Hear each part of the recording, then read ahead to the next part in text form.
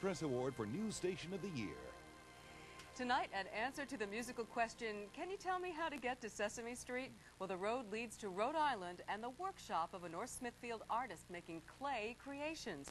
Former RISD professor William Culbertson molded his career at Pawtucket-based Hasbro, designing G.I. Joe and other figures. But for the past dozen years, he's been a freelance sculptor for toy companies across the country, specializing in the Sesame Street gang. And there's a lot that goes into creating a monster. Well, this dimension here doesn't normally conform to Cookie Monster's shape, so we had to do some compromising and try and work it in, still make it look okay when he turns and twists, and still keep it Cookie Monster and doesn't become a new character.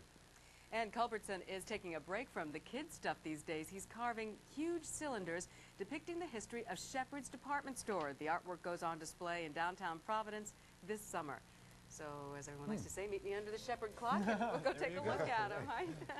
That's going to do it for us tonight. Thank you so much for staying up with us. Nightline coming up next. The ABC 6 News team is back tomorrow morning bright and early at 6 a.m. Until then, from all of us, you have a good night.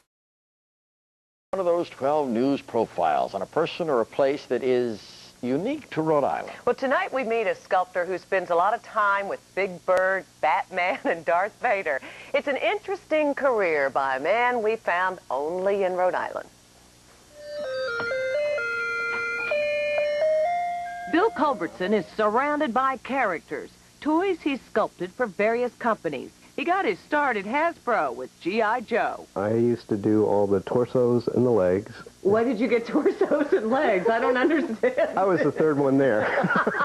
But Bill tired of G.I. Joe and that routine and decided to go it alone, so he quit. Didn't bother me until the next morning. It was like, what have I done? Now, 13 years later, Bill is sculpting figures from wax and clay to make Oscar and Big Bird.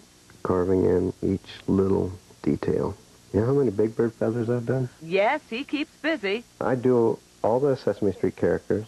How many different companies are you involved with? Probably about 75 across the country, yeah. Wow. They go from the major companies down to companies you've never heard of that may have one item. And that is a bank just like mine. And these are two special guys, Matt and Christopher, who you must think love Daddy's workshop. Although Christopher did let me in on a little secret. We're not supposed to go up here, but only when he's like showing us things.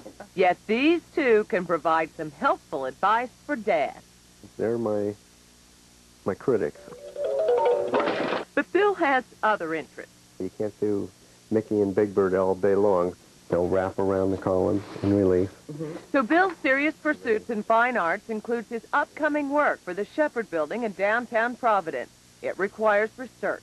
I'm going through ads from 1880 through when the store closed in the 70s. The theory behind the piece is when the Shepherd Building closed, the cylinders that were being created over time froze and they shattered. And so there's cracks in them, and inside will be different colored neon lights, and they'll sort of do light dances down the street. But now back to the toys, and something I never knew. A sculptor, creator of toys, leaves his own mark. On this Sesame Street figure, the alphabet letters on the blocks represents members of Bill's family. And how about this? The G.I. Joe chopper pilot? His name? Master Sergeant W.C. Culbert. So I got to be a helicopter pilot. Oh, that's fun! So think of that the next time you pick up a toy. And think of Bill, who brings so many a special joy. Wasn't that fascinating? These toy makers, you see, like, the number on the helicopter? That's probably somebody's phone number. I mean, and those blots, and that was his wife's initial and his dad. I just think that is so neat. Yeah, I've never thought about that. It's hard to believe. It's right here in Rhode Island. He talked to 75 companies. 75 different companies he works with across the country, and he travels. He just did a big exhibit, life-size Bert and Ernie and Big Bird down in Mexico for a park, and just a super guy. Super guy. I'll tell you, if you're rolling in Rhode Island, you're not safe. We'll see you next Monday. Good night.